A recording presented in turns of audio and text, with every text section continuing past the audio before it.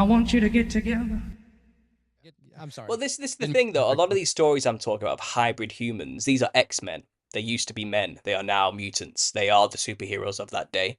They were the heroes of renown, the men of old, the heroes of old. You know, a lot of them were seen as heroes, men with superpowers. You know, and this is the thing. If you want to survive during this horrible, brutal period of time where there are giants roaming around eating people, you need to do something to your genetics to give yourself an edge in order to be able to survive during this time. So it's hardly surprising humanity took that step, took that deal with the fallen angels to corrupt their own DNA and mix themselves with animals in some way. If you can give yourself the armor of a beetle, an exoskeleton of a beetle, so you can't have your bones broken, you're going to take that option, for example. If you can mix yourself with the wings of a bird so you can fly above the enemy trying to kill you, then you're going to take that option. You know what I mean? This It's hardly surprising humanity did that, but at the same time, it was a spit in the face of God's original design and creation as well. So it was nothing but death and destruction. Everyone was just killing each other out for themselves, basically. But So, I mean, are these people who are converting themselves into these hybrid beings? Are their souls then becoming corrupted whenever they're mixing with other I think hybrid? I think so. First of all, let's explain where demons come from. So this is the origin of demons in its purest form, biblically speaking. So there's this huge misconception that demons are angels or fallen angels. Not biblical, not canon. That is not at all in the book. That's never said once. That's just something we've kind of assumed because people don't understand Enoch or don't understand the Nephilim narrative or don't want to accept that it exists. To be honest, um, demons are specifically the disembodied spirits of, first of all, the Nephilim, who were created by humans mixing with angels. So they became disembodied spirits stuck on Earth when they died. So they haven't left the Earth, they're just not embodied anymore. So they're kind of stuck here with us. They're still here. We call them demons. I do think the humans who corrupted themselves also paid that same price. I do think they became demons as well. And So they're also it is stuck of your here. opinion that there are no physical demons, that these are all of the ethereal realm, so to No, say? no, I think the cryptid phenomena we people experience in the modern day, where they do have these physical encounters, are remnants left over survivors who made it past the flood, and they're just still kind of Oh, around in small numbers today. That's where we get them from. They used to be humans. Some so of them, they exist in the physical realm and the ethereal realm. yeah. I mean, Bigfoot, for example, you always get this sense that they are kind of half physical, half mystical. They can teleport through trees and do weird stuff and make weird things happen mentally to people when they're around. You have to understand the Nephilim also had children. They mated with women and created like a half quarter breed Nephilim human. And then they also had children, and they're described as the Eliud and the Elio in the Bible. And the Nephil. There's like three different versions, and they get smaller and smaller with each iteration. They're not as big as the original ones, the first true hybrids. There's less angel blood in them, and I think that's when you start getting weird features like hairy, elongated skull people at lower levels, And but the original OG Nephilim, they were like as tall as mountains, and they were like ridiculously terrifying looking clown, psychedelic, freaky monsters. They were insane. And I think that got Real quick, diluted with each generation. talking Yeah. talking about Bigfoot. Do y'all have a Bigfoot or a similar Bigfoot esque story or cryptid from England? All throughout Europe, we have something called the Wild Man. Yeah, A it's a wild man. it's a big part of my research. Actually, it's our version of the Nephilim or ancestor spirit worship cultures, and we have what's called the Wild Man tradition. And Oh, it's a huge, giant, hairy beast with a huge club over his shoulder. Every country in Europe has one, their own version of it. Yeah. Oh, I love it. I love it. Okay, so this is always seen as a threatening thing or like an elusive creature that really doesn't want to deal with humans. It's just off in the woods. Oh, it's an immediate threat that was brutalizing people. Yeah, Okay, so at some very point. different from the American Sasquatch as far as that regard goes, because they've always been seen as like a peaceful creature that wants to be left alone, but will only attack you if provoked. Well, there's So, different there's and different then they'll send their versions. men after you. I think there's oh no, different no, there's versions. different versions. That'd be like saying that one bear is more or less than the other. Like a black bear behaves very differently than a grizzly bear. Exactly, It's exactly. completely different than a polar bear. So, Yeah, like, no, no, absolutely see the differences Personality traits abounding. and whatnot. Yeah. Sure. Or yeah, genus types, if you will, genus traits. exactly. I mean, if you go to the Americas, there's stories of, for example, the Paiute Indians dealing with the Sitikar, who were these cannibalistic, pale-skinned, red-haired giants who lived in a cave in Lovelock Cave. and they kept eating their tribe members. So the Paiutes took it upon themselves to war with this giant tribe that was just chilling just down the forest, you know, the other side of the forest, and they basically trapped them in the cave and then set fire to the entrance and killed them that way, you know. And there's evidence to say that the remains were discovered in the 1800s, and the tales match the evidence they found. Obviously, these giant skeletons all disappeared around the 1800s that were being uncovered everywhere by the Smithsonian, who just came in and took them away, and they were never seen again, you know. But we have all these newspaper clippings from the 1800s from all over America talking about giant skeletons being uncovered and dug up from all these mounds all over the place, you know, and in these strange places. This is a phenomenon mankind has contended with even up to the modern day. The Nephilim corruption did make it past the flood. They were called the Rephaim after the flood. They had a different name. Now, the Rephaim is a strange name. First of all, Nephilim means tyrannical giant. That's literally what it translates to. It's from two root words in Hebrew, Nephil and Nephal. So Nephal means to fall, and Nephil means tyrannical giants. So these are the tyrannical giants of the fallen. That's literally what Nephilim stands for. People have tried to argue the etymology to mean many things that don't mean giant, but it does mean that. There's no other way around it. It's quite straightforward and simple. People want to say, oh, Nephilim means to fall, so Nephilim must be fallen angels. No. Gross misinterpretation. They are not fallen angels. Demons are not fallen angels. That has to get in people's minds. If you believe that, your basis is completely wrong and you are grossly misinterpreting everything from then on. They are the offspring of fallen angels and humans, okay? And possibly people who corrupted themselves. So after the flood, it seems like these giants just reappeared again, like the big ones. Now, if they are disembodied spirits, they're just looking for a body to repossess and get back into the physical realm. That's what possession is all about. They want to live through your body. They want a body again.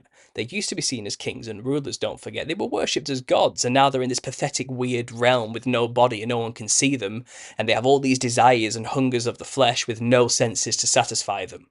It's described by Jesus that when a demon's cast out of a man, he wanders in dry places.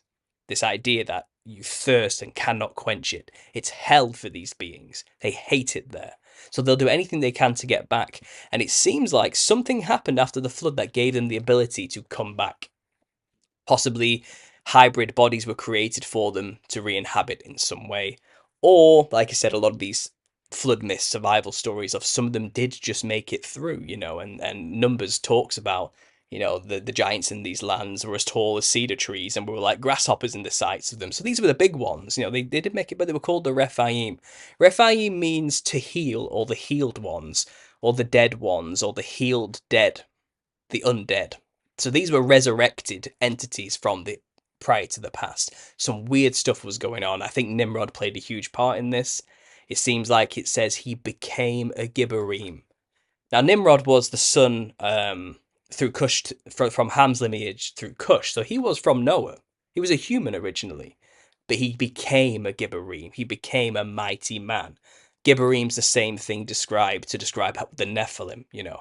So not all Gibborim are Nephilim, but all Nephilim were always described as Gibborim. It's one of those type But of I thought things, that you know. that was more like he was possessed. I thought that was more or less that he was physically being possessed by a demon.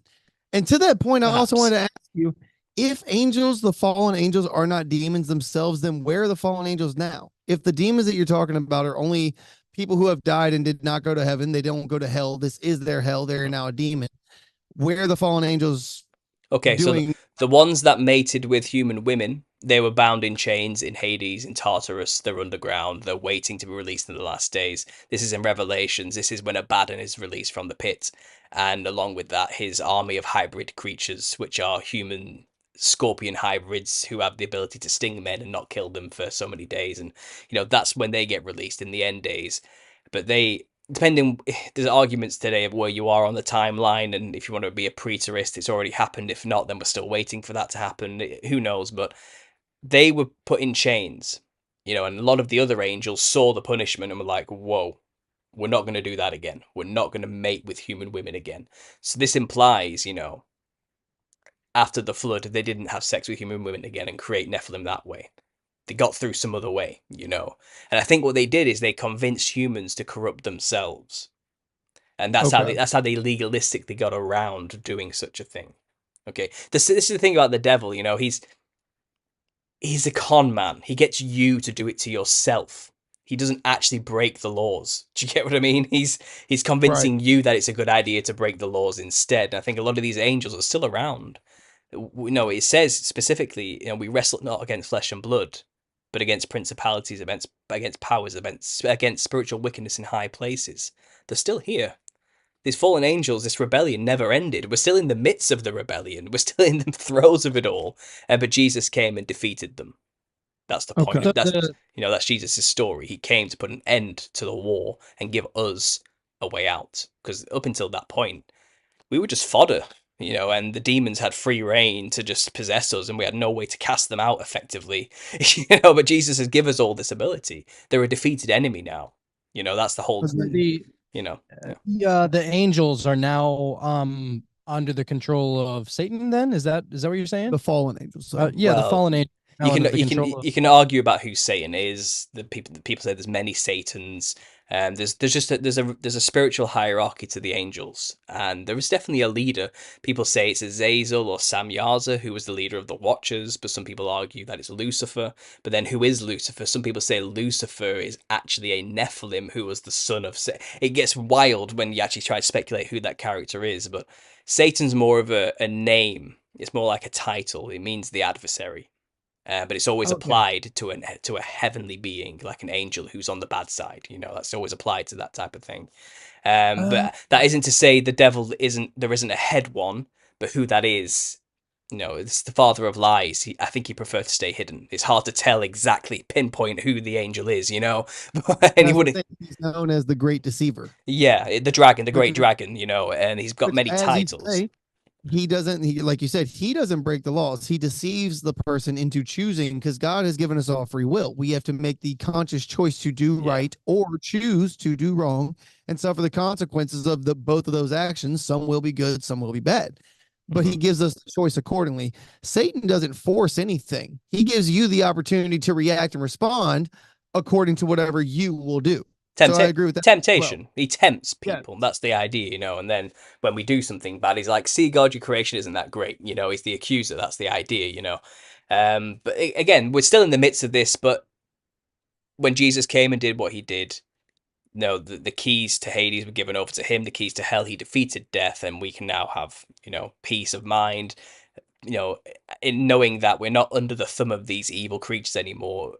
If you're filled with the Holy Spirit, a demon can't possess you. It's as simple as that.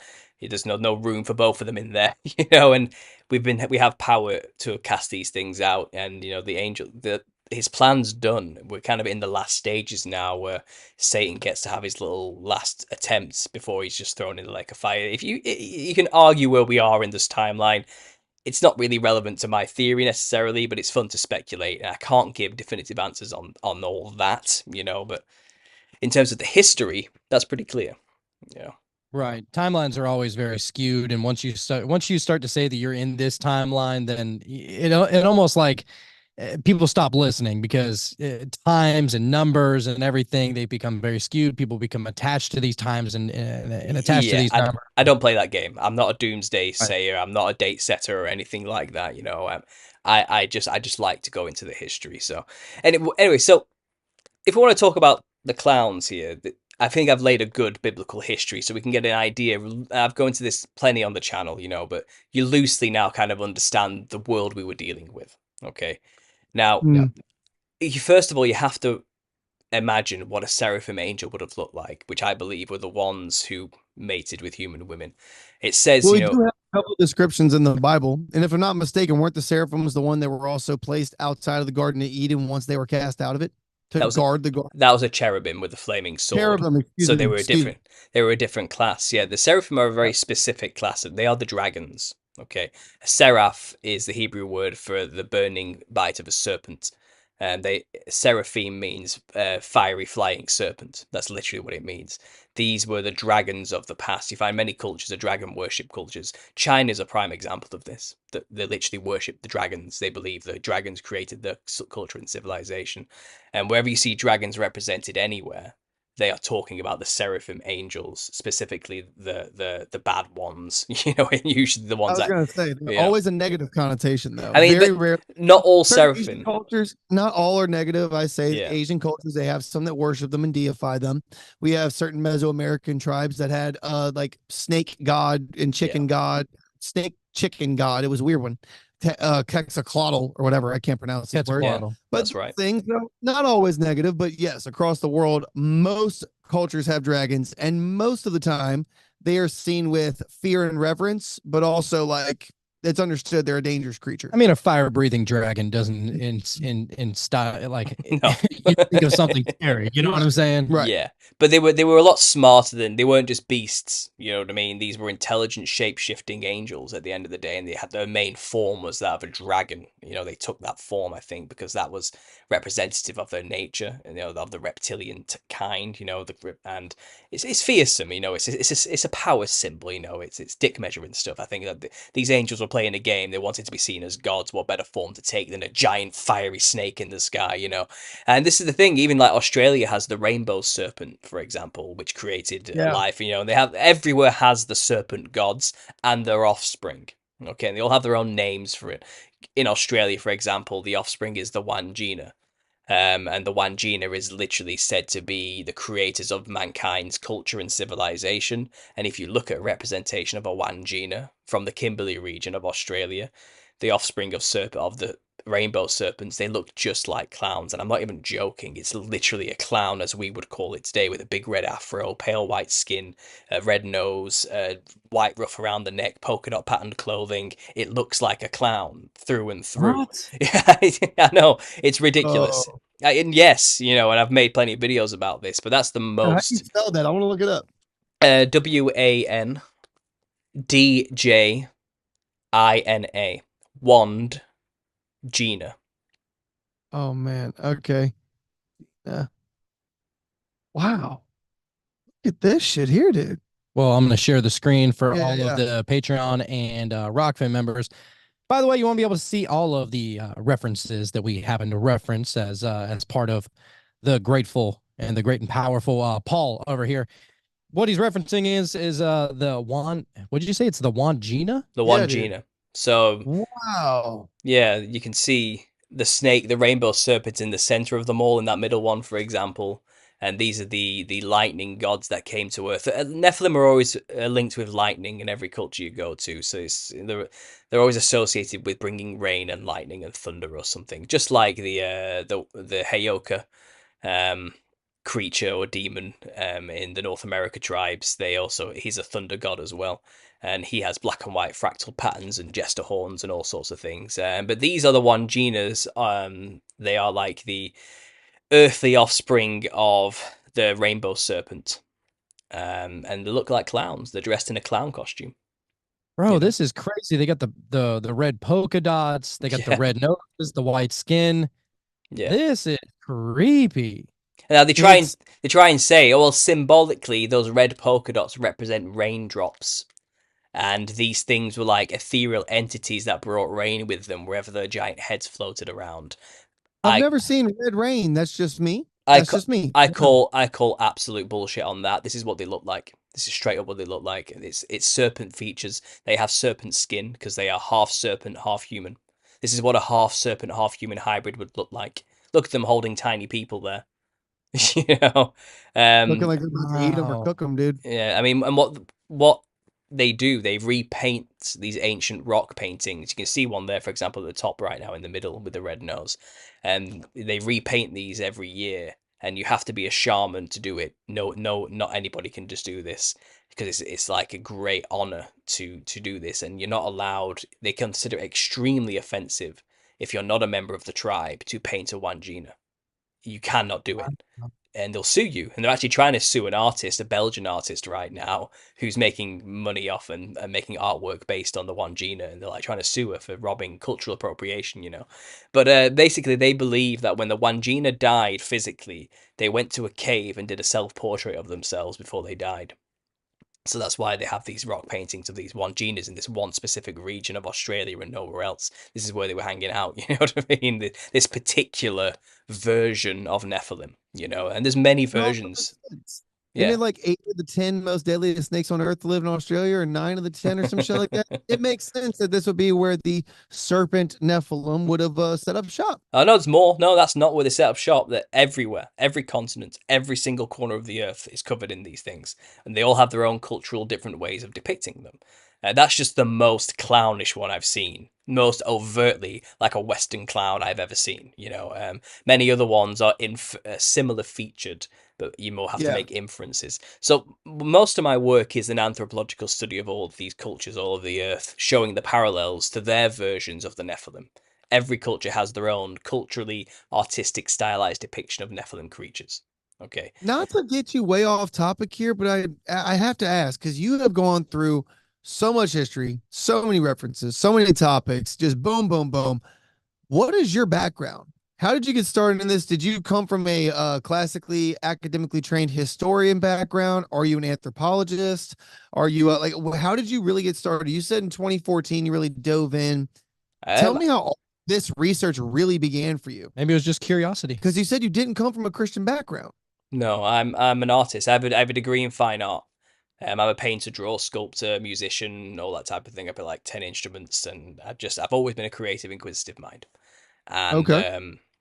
you know, I've always looked to nature for beauty, you know, and I was heavily into the sacred geometry stuff for a long time, you know, and I was tripping on acid and taking DMT and everything I can get under the sun to try and see the design in things. And I very quickly realized there is a design to these things, and that's how, you know, I realized there is a god. And when searching for it, you know, I went through all the motions of believing I was a god for a while and all this type of thing. I went through the Gnostic stuff, from the New Age to the Gnosticism, to the Hinduism, to Buddhism, to Taoism, and all these type of things. And I'd explored a lot of cultures trying to find my way to understand myself and the world around me. And I only found any true transformative, real, useful truth that actually made me a better person and changed my life and saved me from a life of depravity in Christ. And that's where I found the truth and the biblical perspective in the end. It made everything click into place.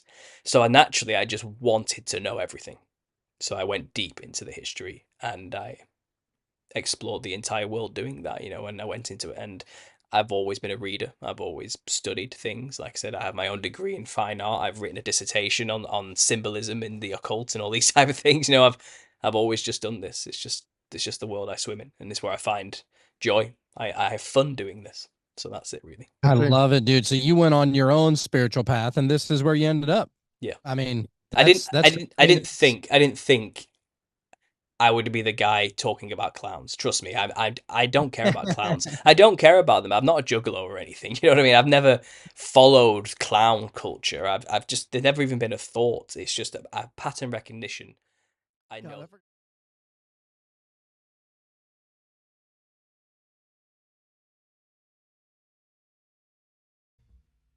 I want you to get together.